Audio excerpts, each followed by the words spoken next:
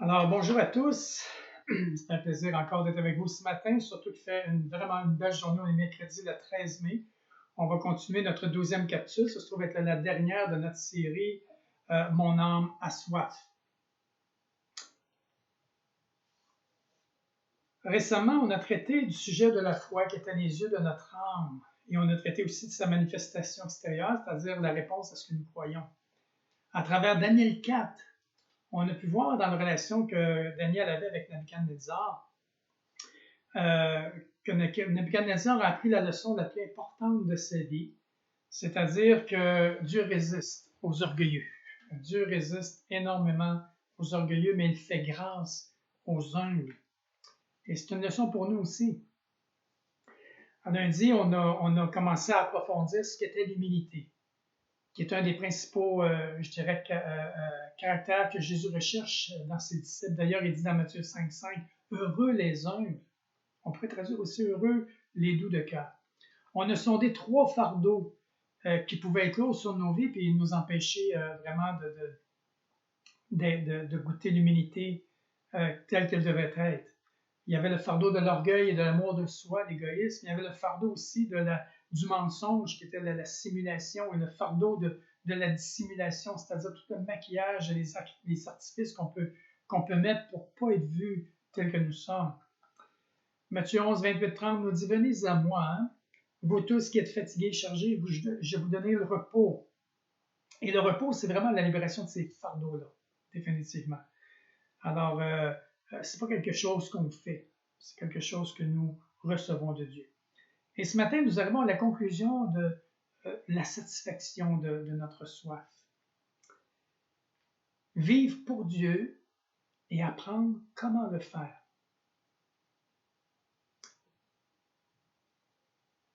Commençons par quelques mots de prière, si vous voulez bien. Seigneur, on veut être comme des enfants encore ce matin.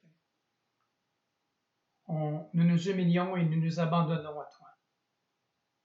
Étends sur nous ton joug et instruis-nous, afin que nous trouvions en toi et avec toi tout le repos que notre âme a besoin. Père, nous te le demandons dans le beau nom de Jésus. Amen.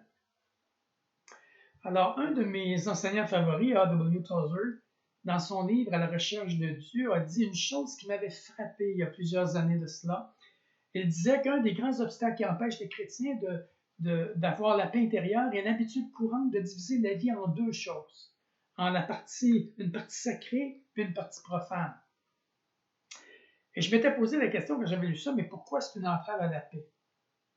Alors j'aimerais qu'on y réfléchisse ce matin parce que ça a un lien direct avec ce que nous allons étudier ensemble. L'apôtre Jean, dans une de ses épîtres, la première épître au chapitre 2, verset 15, il dit ceci. « N'aimez point le monde, ni les choses qui sont dans le monde. Si quelqu'un aime le monde, l'amour du Père n'est pas en lui. » Maintenant, qu'est-ce que ça veut dire ne pas aimer le monde? Le monde dans lequel nous vivons en plus, là. Et 3 fois, Jean pointe ce monde-là.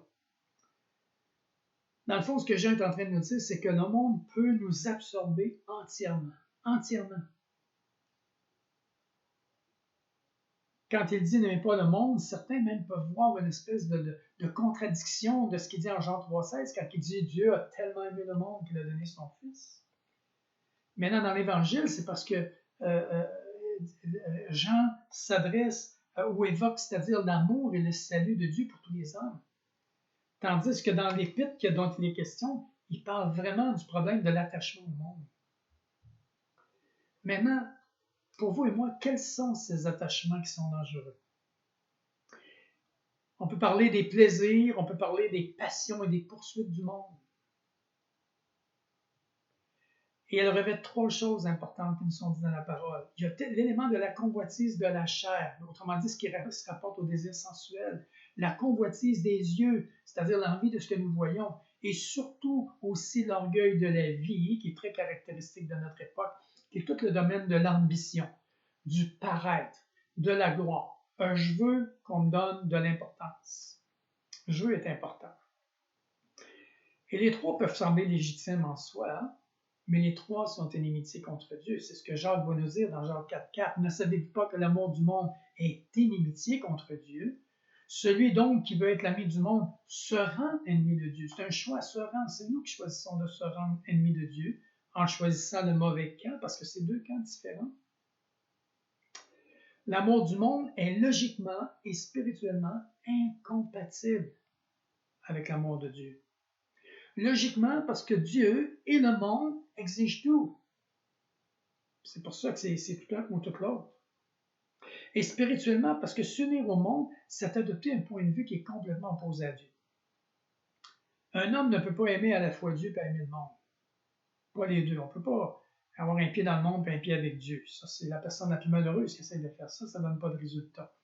On ne peut pas servir Dieu et Mammon, Jésus a dit. Le monde ne désigne pas la planète dans laquelle nous vivons ou même la nature qui nous entoure. On parle ici du système du monde. Le monde a bâti un système pour lui-même. C'est un système, chers frères et sœurs, qui ne laisse pas de place ni à Dieu, ni à son Fils. Considérons que ce soit dans l'art, dans la culture, dans l'éducation, dans la science et même dans la religion. Souvent, j'appelle ça une tour de Babel. Pas une tour de Babel, une tour de Babel. Un paquet de choses pour nous divertir, un paquet de choses qui nous empêchent de garder nos yeux fixés sur Dieu et son Fils.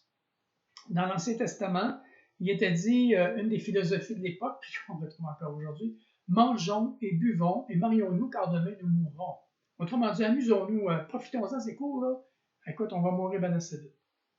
Et on finit par brûler la chandelle par les deux bouts et notre vie demeure vide et vaine. Alors, ces deux ondes sacrées, c'est-à-dire le sacré et le profane, existent indépendamment l'une de l'autre.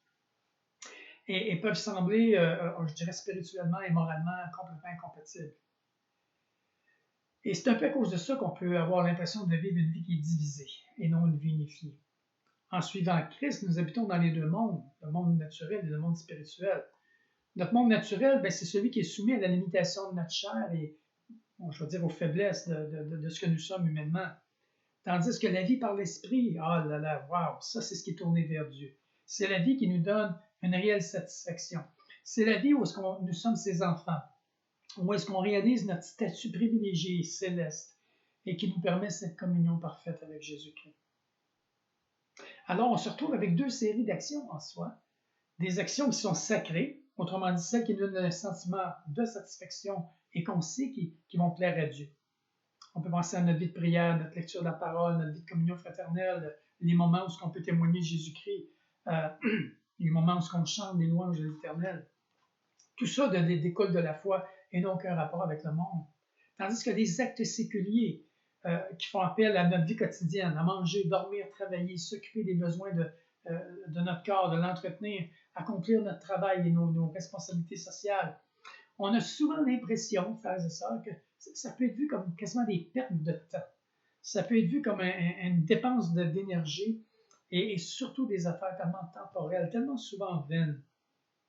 Et le résultat, c'est que ça crée un malaise. Ça nous crée du malaise. On accomplit nos tâches avec un sentiment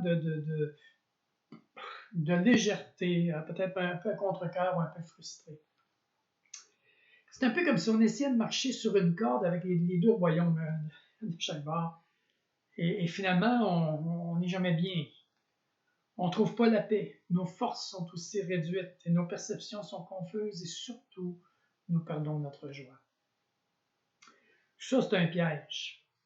J'aimerais vous dire que c'est un piège parce que ce dilemme, il n'existe pas vraiment.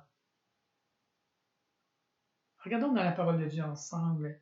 Dans 1 Jean 2 au verset 6, c'est dit « Celui qui dit qu'il demeure en lui, et pensons au cep et au serment, demeurer en Christ, doit marcher aussi comme il a marché lui-même. » Comme il a marché lui-même. Alors, on peut se poser la question, mais comment Jésus a-t-il marché? Et là, je vous réfère au premier verset que je vous avais invité à méditer. Dans Jean 8, au verset 28 et 29, Jésus leur dit donc, « Quand vous aurez élevé le Fils de l'homme, alors vous connaîtrez que je suis, nom de Dieu, là, c'est, et que je ne fais rien de moi-même, mais que je parle selon ce que le Père m'a enseigné. Celui qui m'a envoyé est avec moi, Il ne m'a pas laissé seul parce que je fais toujours ce qui lui est agréable. Jésus dit, mon Père est avec moi, je ne suis pas seul. Omniprésence. Nous vivons dans la même omniprésence de Dieu. Il ne m'a pas laissé seul, bien, Jésus a dit la même chose. Il dit, je ne vous laisserai pas seul, je ne serai pas orphelin, je vais vous envoyer mon consolateur, le Saint-Esprit va être avec vous tout le temps. Tous les aspects de la vie de Jésus présaient à son Père. Ça résumait sa vie. Alors, qu'est-ce qu'on peut tirer de cet enseignement-là? Il y a une réponse qui est très résumée dans 1 Corinthiens au chapitre 10, verset 31. Soit donc que vous mangiez, soit que vous buviez, soit que vous fassiez quelque chose d'autre, peu importe. Faites tout pour la gloire de Dieu. Que chacune de vos actes contribue à la gloire de Dieu. Jésus l'a fait. Il a vécu dans un corps comme nous. Il était pleinement homme. Et même les 30 ans avant qu'il commence son ministère, de 0 à 30 ans, il a travaillé avec son père. Il a joué au ballon avec ses amis dans sa rue. Mais je peux vous dire qu'il n'a jamais fait d'action non sacrée. Il n'a jamais été dans le profane. Comme il a marché lui-même, il était toujours conscient qu'il était à propos de Dieu, avec Dieu et la raison de Dieu. Deutéronome 10, versets 12 et 13, Dieu nous dit dans l'Ancien Testament ceci qui est très important, ses attentes envers nous. Maintenant, Israël, que demande de toi l'Éternel, ton Dieu, si ce n'est que tu craignes l'Éternel, ton Dieu, afin de marcher dans toutes ses voies, d'aimer et de servir l'Éternel, ton Dieu, de tout ton cœur et de toute ton âme, Jésus nous a dit la même chose, si ce n'est que tu observes ses commandements, les commandements de l'Éternel et ses lois, que je te prescris aujourd'hui pour une raison, afin que tu sois heureux. Frères et sœurs, voulez-vous être heureux? Moi-même, je désire être heureux. Marchons comme lui a marché. Craignons l'Éternel, marchons dans ses voies, aimons-le et servons-le de tout notre cœur, de toute notre âme, et observons ses commandements. Observons ses prescriptions. Matthieu 5,16 nous dit, et ça résume aussi la raison de pourquoi on est là, pourquoi Jésus nous a sauvés, que votre lumière luise ainsi devant les hommes afin qu'ils voient vos bonnes œuvres et qu'ils glorifient votre Père qui est dans les cieux. Alors tout ça, c'est pour glorifier Dieu. Nos bonnes œuvres, c'est pour glorifier Dieu, c'est lui qui les a préparées d'avance. Sauf qu'il faut que je sois prêt à les accomplir. Vivre pour la gloire de Dieu, frères et sœurs, nécessite un entraînement. C'est pas toujours facile tout ça. D'autant plus que ça touche tous les aspects de notre vie, notre travail, nos loisirs, nos relations avec notre épouse, nos enfants, nos voisins. Ça touche à toutes nos attitudes. Comment en être conscient? J'aimerais vous donner juste quelques petites idées qui pourront peut-être un peu vous aider là-dedans. Méditez chaque jour cette vérité-là. Je veux vivre aujourd'hui pour la gloire de Dieu. Méditez cela. Deuxièmement, parlez-en à Dieu dans vos prières. Seigneur, aujourd'hui, comment je peux te glorifier? C'est quoi ton agenda pour moi aujourd'hui? C'est quoi les bonnes œuvres que tu as préparées d'avance? Troisièmement, donnez-moi une petite aide-mémoire. Écrivez-vous des petites notes. Moi, j'ai besoin de faire ça, moi, à peu près pour tout aujourd'hui. Et c'est pas juste parce que je suis vieux. C'est parce qu'on est oublieux. Moi, le premier. Et Jésus de nous souvenir, oublie que tu as bien fait. Écoutez, on a besoin des églises, on ne va pas les oublier. Gardez votre petite note à vue sur votre miroir, votre frigidaire, et juste pour que vous puissiez le voir. Et écrivez sur votre petite note, je veux vivre aujourd'hui pour la gloire de Dieu. C'est ce que je désire. Considérez chaque tâche comme un ministère, sous le regard omniprésent de Dieu. Considérez cela. Quand le Christ est mort sur la croix, on dit que le voile du temple a été déchiré du haut vers le bas. Le Saint des Saints était ouvert pour tous ceux qui entreraient par la foi. Hébreux 10, au verset 19 à 22, il dit ceci, « Ainsi donc, frères, nous avons, au moyen du sang de Jésus, une libre entrée dans le sanctuaire par la route nouvelle et vivante. » Croyez-moi, elle est vivante, cette route-là. Il y a du monde qui sont là. Qu'il a inauguré pour nous au travers du voile, c'est-à-dire de sa chair, à travers son sacrifice. Et nous avons un sacrificateur, Jésus est assis à la droite de Dieu, établi sur la maison de Dieu. Approchons-nous, c'est une invitation ici, donc avec un cœur. Même là, mais il y a 4 conditions ici. Un cœur sincère, dans la plénitude de la foi, les cœurs purifiés d'une mauvaise conscience et le corps lavé d'une eau pure. Alors il nous dit, avec un cœur entier, avec une foi qui est vivante, qui est authentique, avec le cœur qui a été purifié, qu'on a passé par la croix, on a enlevé toute amertume, toute chose non pardonnée, non réglée avec Dieu.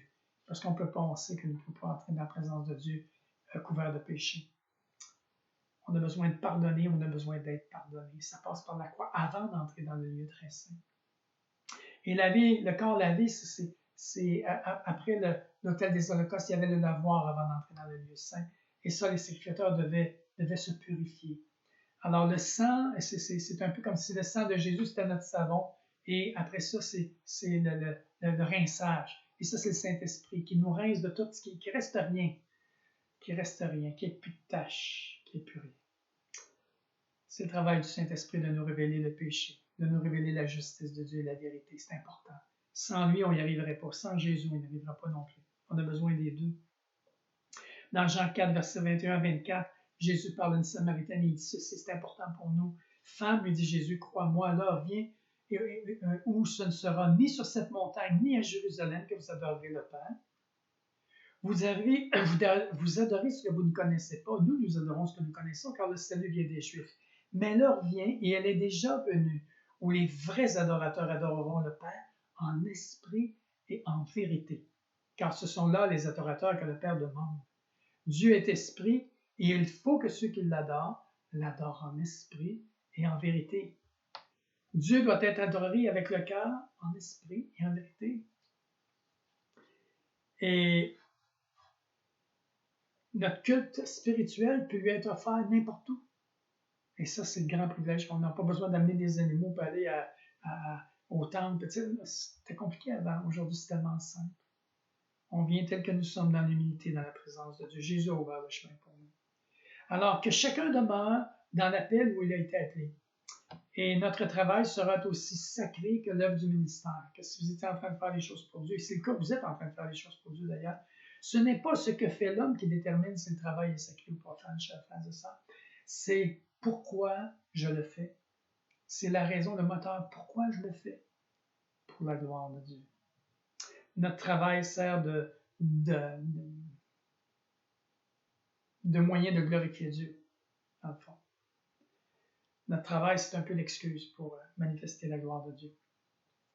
Quand j'étais, un exemple, c'est quand je travaillais en toxicomanie, je travaillais 7 ans là-dedans, j'ai aidé plusieurs personnes, mais je ne pouvais pas partager la parole de Dieu à l'endroit où je travaillais, seulement quand les gens quittaient après la thérapie. Et dans mes 7 années, seulement 2 personnes sont venues à l'évangile de Jésus-Christ. Souvent, j'ai été frustré, déçu de ça. Je me disais, Seigneur, combien je perds de temps? C'est des gens qui sont tellement poqués, manipulateurs, menteurs. Ils ont vécu que là-dedans, et s'il n'y a pas un changement de cœur, rien ne peut se produire. Et je me disais, mon Dieu, ils ne sont pas ouverts à Dieu. Ils ne sont pas attentifs à ce que Dieu a pour eux. Et on ne leur permet même pas, on ne leur donne pas beaucoup d'opportunités pour l'entendre. Quand j'ai travaillé pour Desjardins pendant 10 ans, j'étais planificateur financier et directeur. Pendant tout ce temps-là, j'ai une seule personne qui est venue à l'Évangile. Pourtant, j'ai témoigné quand même à plusieurs personnes. Et des fois, je me disais, oh Seigneur, combien c'est triste de voir faire tout ça, puis on voit peu de choses. J'avais l'impression justement que j'étais dans le monde profane, puis bon, c'était quasiment de la perte de temps par nous. Et quand j'ai fait le travail, l'étude sur Noé récemment, je réalisais que Noé, toute sa vie, on dit qu'il était juste intègre devant Dieu, qu'il marchait avec Dieu. Et même les 120 ans qu'il a bâti l'arche, ça servait de témoignage. Et tout ce temps-là, Noé a été intègre et juste. Et le résultat de tout ça, aucune personne n'a été sauvée sinon lui et sa famille. Aucune personne à qui il avait prêché ou qui les avertissements qu'il avait donnés, il n'y en a aucun qui vient à l'arche. Mais tout le temps, il était dans le secret. Il accomplissait ce que Dieu lui demandait d'accomplir. Et tous les messages qu'il a donnés venaient de la part de Dieu. C'est un peu la même chose pour nous. On ne décide pas qui va être sauvé, qui va écouter. Mais nous sommes des instruments de Dieu. Donc, tout le temps où j'ai été juste, intègre dans mon travail, où est-ce que j'ai exprimé sans sacrer, sans manifester de méchanceté ou quoi que ce soit, j'ai été le témoignage de Dieu auprès de ces personnes-là. Donc, elles ont pu goûter la lumière de Dieu. Et qui sait, peut-être, Quelques-uns viendront au Seigneur à travers le temps que sache. Je prie que Dieu répande sa grâce sur eux. J'aimerais terminer par un mot de prière avec vous. Seigneur, on te fait entièrement confiance. On est tout à toi. Notre vie t'appartient, on te l'a donné. On ne désire rien posséder en dehors de toi.